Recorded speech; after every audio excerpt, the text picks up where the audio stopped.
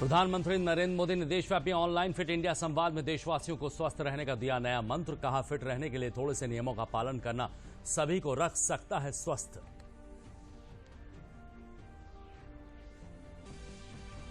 प्रदेश में कोरोना संक्रमित मरीजों की रिकवरी दर बढ़कर हुई 82.19%। कोरोना के सक्रिय मामलों की संख्या पहुंची 61,000 के पार। अब तक 5,366 संक्रमित मरीजों की हुई मृत्यु। भारत बायोटेक द्वारा बनाई गई कोवैक्सीन के तीसरे चरण के प्रयोग की सरकार ने लखनऊ और गोरखपुर में दी अनुमति। तीसरे चरण का प्रयोग सफल होने पर कोविड-19 पर जल्द ही पा लिया जाएगा नियंत्रण।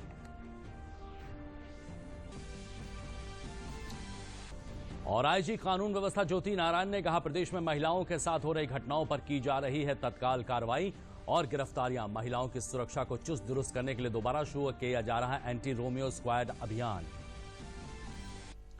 नमस्कार, मैं हूं विजय श्रीवास्तव और अब समाचार विस्तार से, जिसमें सबसे पहले बात फिट इंडिया संवाद की।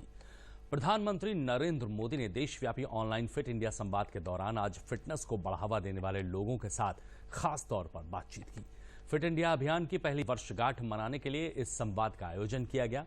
ऑनलाइन बातचीत में प्रतिभागी फिटनेस और अच्छे स्वास्थ्य के बारे में प्रधानमंत्री से मार्गदर्शन प्राप्त करते हुए खुद की फिटनेस यात्रा के अनुभवों को साझा किया। संवाद में विराट कोहली से लेकर मिलिंद सोमन और रोहिता देवकर जैसी हस्तियों ने हिस्सा लिया। इस मौके पर प्रधानमंत्री ने फिटनेस प्रोटोकॉल लॉन्च किया। फिट इंडिया में प्रधानमंत्री ने देशवासियों को स्वस्थ रहने का एक नया मंत्र दिया।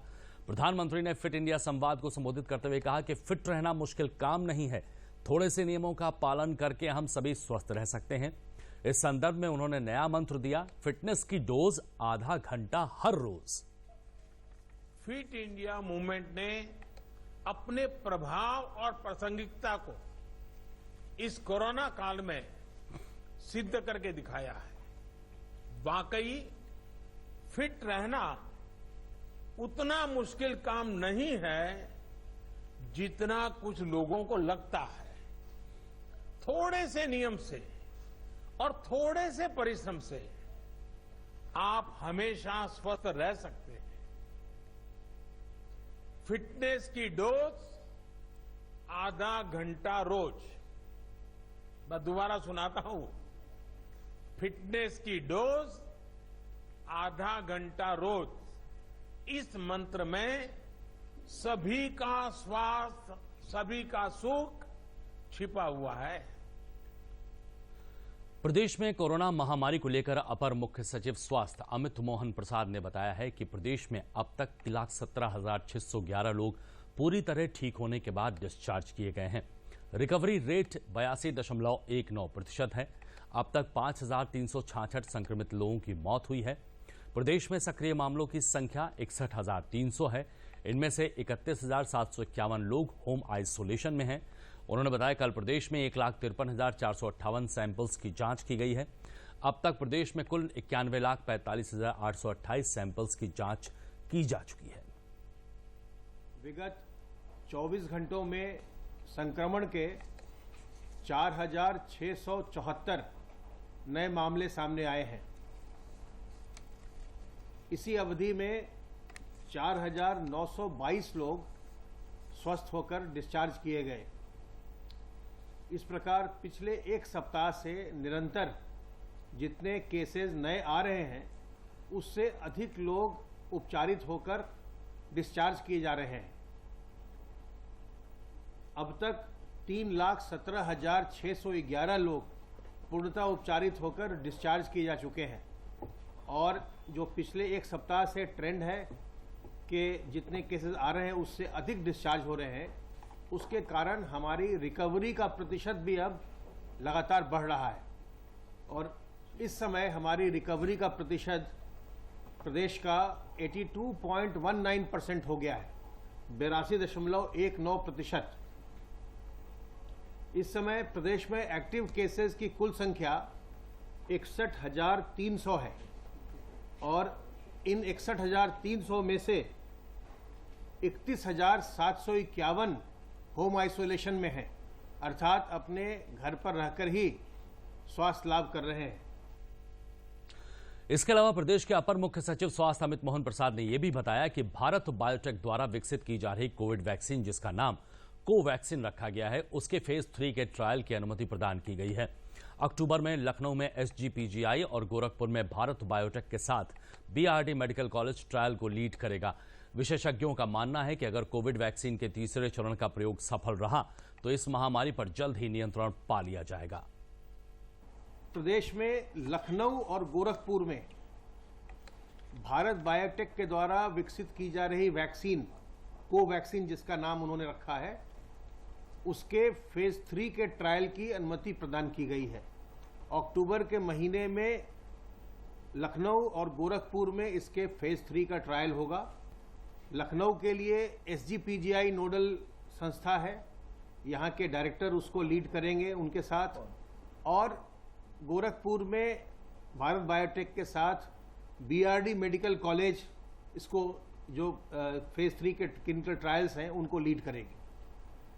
प्रदेश के अपर मुख्य सचिव गृह व सूचना अवनीश अवस्थी ने प्रेस वार्ता करके बताया है कि मुख्यमंत्री योगी आदित्यनाथ ने चिकित्सा संसाधनों को वर्चुअल ICU के माध्यम से जोड़ने की कार्रवाई के निर्देश दिए हैं।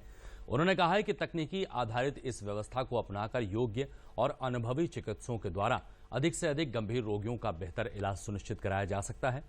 उन्होंने यह भी कहा कि जिन जनपदों में पिछले एक सप्ताह के दौरान प्रतिदिन औसतन 100 या उससे अधिक कोविड-19 के केसेस मिले हैं, ऐसे जनपदों में संक्रमण को नियंत्रित करने के लिए कारगर रणनीति अपनाई जाए। मुख्यमंत्री जी ने ये निर्देश दिए हैं कि जो 16 जनपद हैं जिनमें हमारे पास संख्या ज़्यादा आ रही है केसेस की, उन 16 जनपदों में विशेष रूप से विशेष सचिव स्तर का अधिकारी लगाया जाए, उन 16 जनपदों की मॉनिटरिंग की जाए और ऐसे 16 जनपदों पर विशेष रूप से नज़र रखी जाए, जिससे कि इन जनपदों पर यदि फोकस रहेगा तो बाकी पूरे प्रदेश में कोरोना के केसेस की संख्या घटेगी। आपको मालूम है कि उत्तर प्रदेश में मृत्यु दर पर मिलियन पॉपुलेशन सबसे कम है पूरे देश में। उत्तर प्रदेश में जो संक्रमण की दर है पर मिलियन, वो भी पूरे देश में लगभग सबसे कम के रेंज में है। लेकिन फिर भी माननीय मुख्यमंत्री जी ने ये कहा है कि जो लगभग 5000 नए केसेस प्रतिदिन आ रहे हैं, इसको हर हालत में कंटेन किया जाए।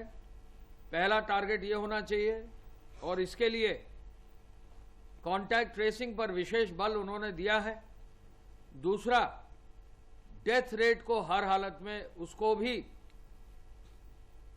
बहुत ही जो है माइक्रो सर्वेलेंस से उसको भी सुनिश्चित किया जाए कि डेथ रेट कम से कम हो। अमरोहा जिले में आज उप मुख्यमंत्री केशव प्रसाद मौर्य ने लोक निर्माण विभाग की 75 करोड़ की 44 विभिन्न परियोजनाओं का लोकार्पण और शिलान्यास किया। इनमें 23 परियोजनाओं का शिलान्यास और 21 का लोकार्पण किया गया। इसके साथ ही उन्होंने अमरोहा जिले में डिडौली फरीदपुर मार्ग और कुमखिया चक्का लिलेट मार्ग के चौड़ीकरण और सुदृढ़ीकरण की घोषणा की। इस मौके पर बोलते हुए उप मुख्यमंत्री ने कहा कि प्रदेश में चहुमुखी विकास हो रहा है और मुद्दा विहीन विपक्ष बौखला रहा है। केंद्र सरकार द्वारा हाल ही में किसान हित में लाए गए बिल के बारे में उन्होंने कहा कि किसान निश्चिंत रहे, इन बिल से किसानों की तनिक भी अहित नहीं होने वाला है। को विपक्ष मुद्दा विहीन है और वह किसानों को गुमराह कर रहा है। मैं किसान का बेटा हूं और किसान का दर्द भी जानता हूं और मैं पूरे दावे के साथ यहां पर कह रहा हूं, जब तक देश के प्रधानमंत्री माननीय नरेंद्र मोदी जी हैं, न तो गरीबों का हित हो सकता है, न किसानों का हित हो सकता है। और यह जो कृषि सुधार विधेयक है, इस विधेयक के आधार पर किसानों के जीवन में सुधार।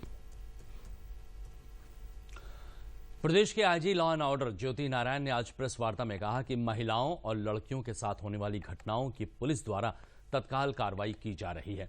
उन्होंने बताया कि एंटी रोमियो स्क्वाड का अभियान दोबारा शुरू हो रहा है और महिलाओं और बालिकाओं की सुरक्षा को लेकर हॉटस्पॉट चिन्हित किए गए हैं।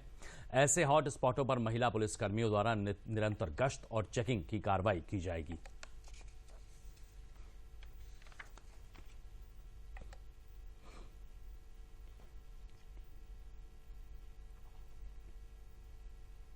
महिलाओं के अपराधों से निपटने के लिए उसमें तत्काल कोई भी शिकायत यदि थानों में या किसी अधिकारी के पास आती है तो FIR रजिस्टर की जाए, गुणवत्तापरक विवेचना की जाए और विवेचनापरांत अभियुक्त की प्रायोरिटी पर गिरफ्तारी की जाए। इसके अतिरिक्त जो जनपदों में एंटी रोमियो स्क्वाड गठित है उस पर उसको ध्यान देकर अनवरत अभियान चलाया जाए। वो टीम लगातार कार्य करे और उन इलाकों में, भीड़ भाड़ वाले इलाकों में, कॉलेज आदि जगहों पर, बाजारों में, जहाँ पर महिलाओं के साथ छेड़खानी या अन्य घटनाएं की प्रकाश में आई हैं पूर्व में, वहाँ पर मौजूद रहकर चेकिंग करे और अभियान चलाए। महिला पुलिसकर्मी इस स्क्वाड में जो हैं उन्हें भी मोटिवेट करके सशक्त किया जाए। संवेदनशील स्थानों पर या जो पहले से चिन्हित हॉट स्पॉट हैं वहाँ पर सादे महिला पुलिसकर्मियों को भी लगाया जाए। जितने भी अवांछनीय और आपत्तिजनक कार्य करने वाले व्यक्ति हैं उनको चिन्हित किया जाए और चिन्हित करके उनके विरुद्ध वैधानिक कार्रवाई की जाए। चेकिंग के दौरान टीम के सदस्य बॉडी वॉर्न कैमरा भी लगाएं यथासंभव, तो ये स्पष्ट होगा उसके रिकॉर्डिंग से कि कैमरा है और किस प्रकार चेकिंग की जा रही है और कौन कौन लोग हैं जो इस तरह के कार्य में संलग्न हैं।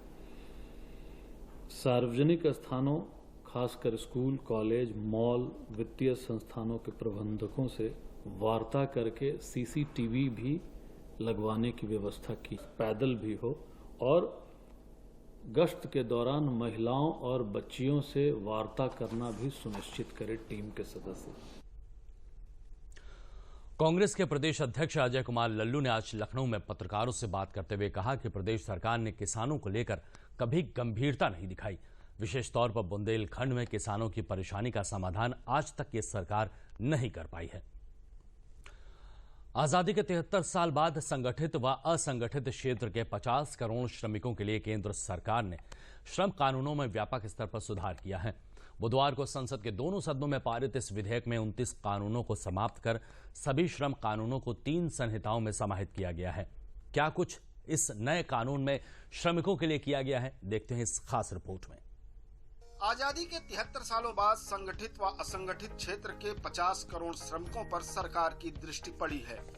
केंद्रीय श्रम कानूनों के मकड़जाल से मुक्ति दिलाते हुए 3 संहिताओं में इन कानूनों को समाहित किया गया है। 29 कानूनों को समाप्त किया गया है। श्रमिकों के हितों को इन कानूनों में समाहित किया गया है जो अब तक इन्हें नहीं मिल रहे थे। श्रम मंत्री संतोष गंगवार ने विपक्ष की तमाम आशंकाओं का जवाब देते हुए कहा कि यह संशोधन श्रमिकों के जीवन में बुनियादी सुधार लाएगा। एक श्रमिक के जीवन को बेहतर बनाने के लिए सरकार संकल्पित है। इसी उद्देश्य से हम अपने श्रमिकों को वेतन सुरक्षा, काम करने के वातावरण की सुरक्षा, सामाजिक सुरक्षा तथा त्वरित विवाद निस्तारण प्रणाली देने के लिए सदैव प्रयासरत रहे हैं। हमारे माननीय प्रधानमंत्री श्री नरेंद्र मोदी जी ने अपने कार्यकाल के आरंभ में ही ये स्वीकार कर लिया था कि जितना महत्व सत्यमेव जयते का है उतना ही महत्व राष्ट्र के विकास के लिए श्रमेव जयते का है। बहुत सारे ऐसे एक्ट हैं उसमें जिनको वाकई चेंज करने की आवश्यकता थी, वो चाहे स्टेट लेवल के रहे हों, स्टेट के प्रीव्यू के रहे हों या सेंट्रल गवर्नमेंट के रहे हों।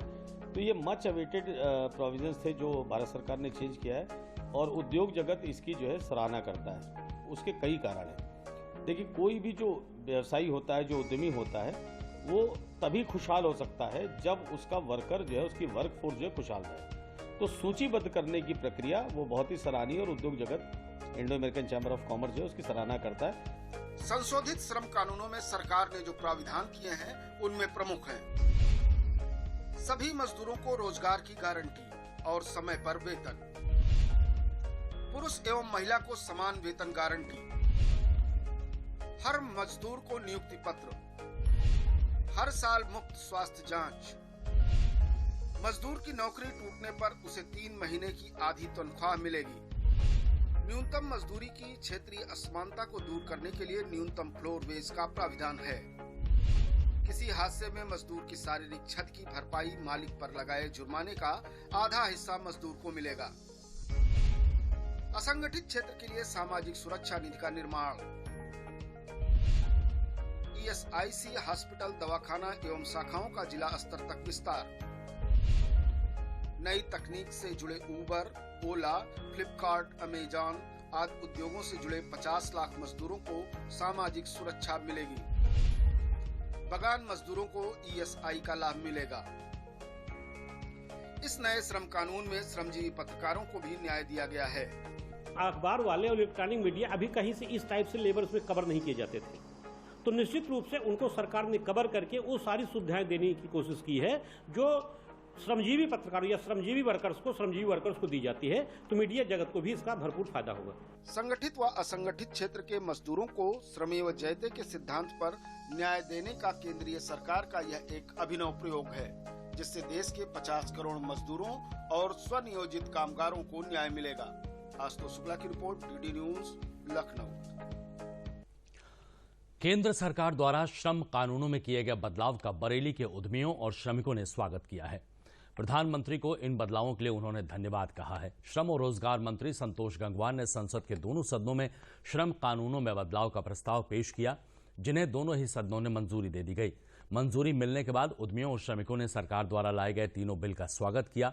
उद्यमियों का कहना है कि ये बिल उद्यमियों और श्रमिकों के बीच सामंजस्य बनाने का काम करेगा, एज ऑफ डूइंग बिजनेस को बढ़ावा मिलेगा। वहीं श्रमिकों का कहना है कि इस बिल के आने से उनके लिए सुरक्षा का माहौल बनेगा। एक तो लाइसेंसिंग प्रक्रिया में इन लोगों ने चेंज किया है, जो कि मल्टीपल लाइसेंसेस हम लोगों को चाहिए होते थे। लेबर, कॉन्ट्रैक्ट लेबर जब रखते थे, तो वो अब जो भी स्टार्टिंग इंडस्ट्री होगी वो एक ही लाइसेंस से अपना काम करा सकती है पूरा। दूसरा, इन्होंने एक चेंज किया है कि जो इंडस्ट्री खराब समय से गुजर रही है, अब उसको लोगों को हटाने के लिए उसे कोई सरकारी आदेश की बाध्यता नहीं रखी है। वो अपनी इंडस्ट्री को जल्दी से डिस्पोज ऑफ करके और नया काम शुरू कर सकता है। इससे वो लिंगर ऑन लीगल वर्किंग वो सब बहुत कम हो गई है। उससे हालात में काफी सुधार आएगा और उद्यमी जल्दी से उठ के खड़ा होगा और दोबारा काम करेगा, वरना तो उसी सिस्टम में वो आधी उम्र बिता देता था अपनी। तीसरी चीज है कि इसमें इन लोगों ने वर्कर्स का भी और उद्यमों का बैलेंस बहुत अच्छा बना के रखा है। भाई उन लोगों के लिए सोशल सिक्योरिटी के लिए पूरा ध्यान रखा है, माइग्रेंट वर्कर्स के लिए PDS सुविधा अलाउ करी है। ये कुछ चीजें हैं जो बहुत दूर तक फायदा करेंगी और दोनों में ही उद्यमियों और वर्कर्स में बैलेंस बना के रखेंगी। बहुत अच्छे बिल पास करे सरकार ने, और जो माइग्रेंट लेबर आई है उसकी जो व्यवस्था की गई है PDS की, उससे बहुत फायदा है। आदमी को परेशानी नहीं है वहाँ पे, इन सब चीज़ों का फायदा है। बीमा का सुविधा भी मिल रही है, तो कम से कम ये है घर में जो बैठे हैं उन्हें दिक्कत नहीं है।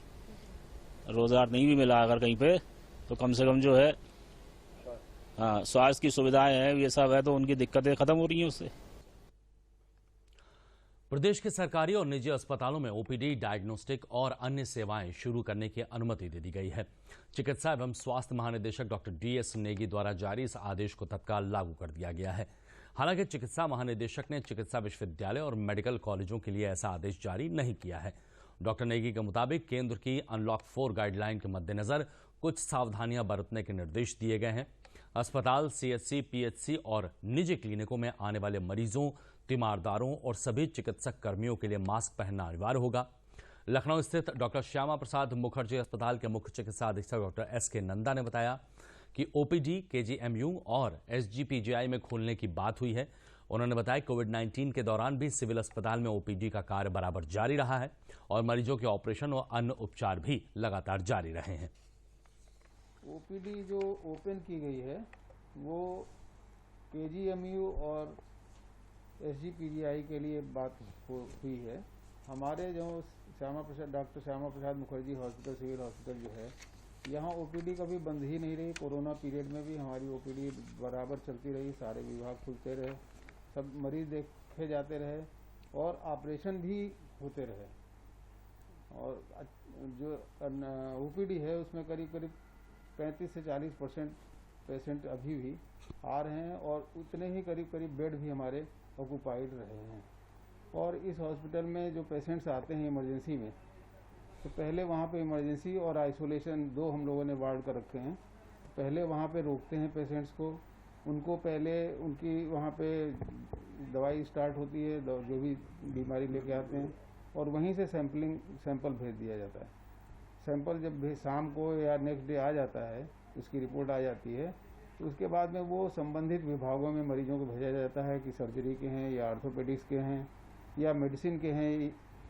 जिस विभाग के भी पेशेंट्स होते हैं उनको संबंधित विभागों की जो इंडोर बने हुए हैं उसमें मरीजों को भर्ती करके और फिर उनके डॉक्टर्स उनको देखते हैं, इलाज करते हैं। प्रधानमंत्री गरीब कल्याण योजना के अंतर्गत रायबरेली में लोगों के काम के अवसर मिल रहे हैं, जिससे मौजूदा विपरीत समय में लोगों को रोजगार मुहैया हो रहा है। रायबरेली के दीन शाह गौरा ब्लॉक में सामुदायिक शौचालयों का निर्माण हो रहा है। इससे प्रवासी मजदूर के साथ ही मनरेगा के तहत जिन लोगों का जॉब कार्ड बना हुआ है उन्हें रोजगार दिया जा रहा है। लॉकडाउन के पहले गुजरात में एक कंपनी में काम कर रहे मोहनलाल ने बताया कि लॉकडाउन के समय उन्हें अपने गांव वापस आना पड़ा। यहां पर रोजगार न होने की वजह से वो अपने परिवार का खर्च नहीं चला पा रहे थे, लेकिन गरीब कल्याण योजना के तहत गांव में ही बन रहे सामुदायिक शौचालय में काम मिला और इससे उसके परिवार को 2 वक्त की रोटी की व्यवस्था हो सकी। वहीं रमेश ने बताया कि लॉकडाउन के बाद रोजगार लगभग समाप्त हो गया था, ऐसे में सामुदायिक शौचालय में काम मिलने से उसका खर्चा चल रहा है।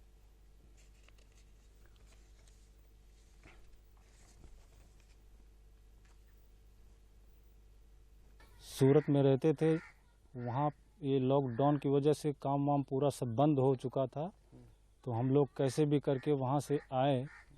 वो वहाँ से आके यहाँ पे गुजारा नहीं हो रहा था। जब से बैठे थे यहाँ पे प्रधानमंत्री कल्याण योजना का जो काम लगा हुआ है, यहाँ पे हमको काम दिया गया है, हम लोग काम करते हैं और हमारा घर का जो खर्चा पानी चलता है, नहीं तो एक पैसे के लिए बहुत परेशान हो गए थे। प्रधानमंत्री की वजह से काम चलाया गया, फिर यहाँ अपना काम चल रहा, लाइटिंग शौचालय बन रही, इनके वजह से मैं काम कर रहा हूँ। घर के लिए खर्चा इसी जरिए चल रहा है सर, और हर महीने हमको काम भी मिलता है यहाँ जब से लगा हूँ। प्रधानमंत्री की वजह से काम चालू हो गया। ब्लॉक दीन शाह गौरा के 43 ग्राम पंचायतों में 43 सामुदायिक शौचालय का निर्माण कराया जा रहा है, जिसमें लगभग 10,000 मानव दिवस मनरेगा से दिया गया है। इसके माध्यम से मानव के प्रवासी मजदूरों को रोजगार देने का काम किया गया है। अच्छा, और भी योजनाएं हैं, जैसे कैटिल सेट बनाया जा रहा है, गोट सेट बनाया जा रहा है, और ये आपका वो मुर्गी सेट है, इसको बनाया जा रहा है। इसमें भी उन लोगों को रोजगार भी मिलेगा, प्लस जो है उनको अपना दुग्ध, जैसे दुग्ध उत्पादन करके उसको बाजार में बेचेंगे भी, इससे भी लाभ होगा। प्रदेश सरकार सभी विभागों के रिक्त पदों को जल्द से जल्द भरेगी। इसके लिए प्रशासन द्वारा कार्रवाई भी तेज कर दी गई है। देखते हैं इस बारे में एक खास रिपोर्ट। बेरोजगारी सभी देशों की एक गंभीर समस्या है, जो कि देश की प्रगति में सबसे बड़ी बाधा होती है। नौकरियों में कमी, जनसंख्या में वृद्धि, उच्च कौशल और शिक्षा में कमी जैसे कारण हैं जो बेरोजगारी को बढ़ावा देते हैं। प्रधानमंत्री नरेंद्र मोदी ने इस समस्या के निवारण के लिए कौशल विकास को बढ़ावा दिया है। साथ ही प्रदेश की योगी सरकार भी सभी विभागों के खाली पड़े पदों को 6 माह में ही भरने को जुट गई है। उत्तर प्रदेश में माननीय मुख्यमंत्री योगी आदित्यनाथ जी के नेतृत्व में यह निर्णय लिया गया है कि जो भी उत्तर प्रदेश में पद रिक्त हैं, सरकारी सेवाओं में जो भी पद रिक्त हैं, उन सारे पदों को शीघ्र ही भर दिया जाएगा। पहले चरण में तो 31,661 शिक्षकों को 1 हफ्ते के भीतर नौकरी दिए जाने की कार्यवाही की जा रही है। प्रदेश में पिछले 3 वर्षों में 3 लाख से अधिक अभ्यर्थियों को नौकरी दी गई है। मौजूदा योगी सरकार के कार्यकाल में पुलिस विभाग में 1,37,253 लोगों की भर्ती की जा चुकी है, जो कि पिछले 10 वर्षों के मुकाबले कई गुना ज्यादा है। बेसिक शिक्षा विभाग में 54,706 युवाओं की भर्ती की जा चुकी है। चिकित्सा, स्वास्थ्य एवं परिवार कल्याण विभाग में समूह खा, गा और घा की 8,556 तथा राष्ट्रीय स्वास्थ्य मिशन के अंतर्गत 28,622 युवाओं की भर्ती हुई है। 3 साल में ही तो 3,79,709 लोगों को हम सेवा योजित कर रहे हैं और हमारी सरकार ने 1,37,253 सिपाहियों को भर्ती किया है। बेसिक शिक्षा में हमने 54,706 और माध्यमिक में 14,000 लोगों की भर्ती की, जबकि बसपा के कार्यकाल में मात्र 34,000 शिक्षकों की भर्ती की गई। इस प्रकार आप देखते हैं कि हमारे मुख्यमंत्री योगी आदित्यनाथ जी प्रदेश के युवाओं के लिए निरंतर क्रियाशील हैं। इतना ही नहीं, योगी सरकार ने बेसिक शिक्षा विभाग में 69,000 पदों में से 31,661 पदों को भी एक हफ्ते में भरे जाने के आदेश दिए हैं। तो बहुत ही अच्छा और स्वागत योग्य कदम है। इस समय सरकार एक हफ्ते में भर्ती कराना चाह रही है और इसके लिए हम सरकार का बहुत बहुत धन्यवाद करते हैं। इस समय जो वर्तमान की सरकार ने, बीजेपी ने जो 69,000 भर्ती का जो फैसला दिया है, मैं उसका स्वागत करता हूं। सरकार ने जो 69,000 शिक्षक भर्ती के मामले में फैसला लिया है कि वह भर्ती पूर्ण कराएगी, मैं इस फैसले का पूर्णतः स्वागत करता हूं। बेरोजगारी की समस्या को केंद्र सरकार की स्किल डेवलपमेंट, मुद्रा और राज्य सरकारों द्वारा चलाई जा रही वित्त पोषित योजनाओं के माध्यम से दूर किया जा सकता है। हमें स्वयं को ज्ञान और नए आविष्कारों के माध्यम से इतना सक्षम बनाना होगा जिससे हम खुद तो आत्मनिर्भर बने ही साथ ही दूसरों को भी रोजगार प्रदान करने में सक्षम बन सके। Himanshu Sonkar, DD news, Lucknow. और बुलेटिन के अंत में प्रमुख समाचार एक बार फिर। प्रधानमंत्री नरेंद्र मोदी ने देशव्यापी ऑनलाइन फिट इंडिया संवाद में देशवासियों को स्वस्थ रहने का दिया नया मंत्र। कहा, फिट रहने के लिए थोड़े से नियमों का पालन करना सभी को रख सकता है स्वस्थ।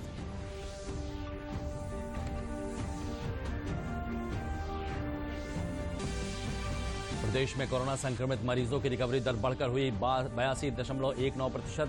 कोरोना के सक्रिय मामलों की संख्या पहुंची 61,000 के पार। अब तक 5,366 संक्रमित मरीजों की हुई है मृत्यु। भारत बायोटेक द्वारा बनाई गई कोवैक्सीन के तीसरे चरण के प्रयोग की सरकार ने लखनऊ और गोरखपुर में दी अनुमति। तीसरे चरण का प्रयोग सफल होने पर कोविड-19 में जल्द ही पा लिया जाएगा नियंत्रण।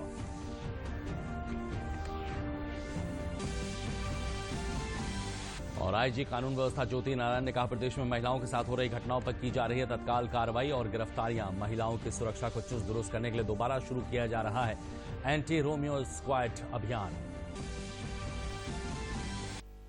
तो बुलेटिन में फिलहाल इतना ही। दीजिए इजाजत, नमस्कार।